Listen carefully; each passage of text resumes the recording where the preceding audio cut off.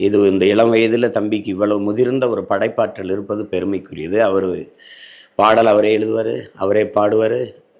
அது கதை, திரைக்கதை, வசனம் அவரே எழுதிக்குவார், நடிப்பார், இயக்குவாருங்கிறது ஒரு பன்முக ஆற்றல். அது இந்த வயசில் அவர் தன்னை இப்படி உருவாக்கிக்கிட்டாருங்கிறதுல நமக்கு ரொம்ப பெருமை. அதில் எல்லாருமே நீங்கள் பார்ப்பீங்க, படங்கள் எல்லாம் பார்த்தா ஒரு காவல்துறை அதிகாரின்னா இன்ஸ்பெக்டர்னு தான் போடுவாங்க. அதில் ஆய்வாளர்னு அவர் வச்சுருந்தார். அது எனக்கு ரொம்ப நெகிழ்ச்சியாக இருந்தது. நம்முடைய மரபில், நம்முடைய மண்ணில் நம்ம குலதெய்வ வழிபாட்டு மரபினர், நமக்கு கடவுள் அப்படின்னு ஒன்றும் இல்லை. நமக்கு தெய்வங்கள் தான். தெய்வங்கள் முன்னோர்கள் தான். நம்முடைய வழிபாடு என்பது இயற்கை வழிபாடு. தெய்வங்கள் மூத்தவர்கள், நமது முன்னவர்கள்.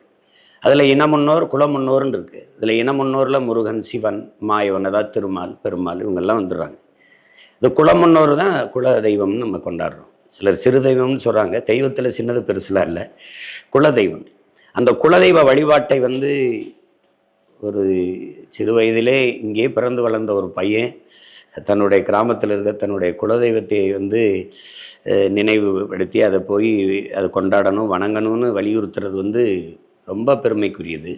அந்த குலதெய்வ வழிபாட்டையும் தம்பி வலியுறுத்தியிருப்பது ரொம்ப எனக்கு மகிழ்ச்சியை தந்தது. ஏன்னா நான்லாம் சின்ன பிள்ளையில எங்கள் குடும்பத்தில் தலைப்புள்ள ஆண் குழந்தை பிறந்தால் எங்கள் குலதெய்வம் வீரமாகாளிக்கு முடியிறக்குவாங்க.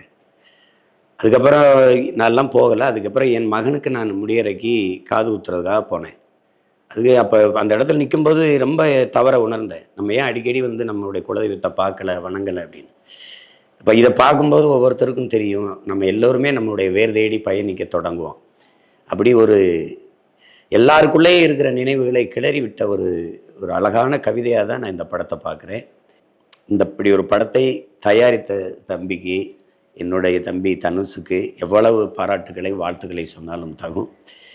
மிகுந்த மன நிறைவோடு நான் இந்த படத்தை பார்த்து ரசித்தேன். ஒவ்வொரு காட்சிகள் நகரும் போதும் அவ்வளவு மகிழ்ந்து நெகிழ்ந்தேன். என்னுடைய தம்பி தனுஷ் அவர்களுக்கு என்னுடைய அன்பும் வாழ்த்துக்களும். படத்தின் வெற்றிக்கு என்னுடைய வாழ்த்துக்கள். மறுபடியும் ஒரு வெற்றி விழாவில் உங்களை சந்திக்கிறேன். நன்றி, வணக்கம்.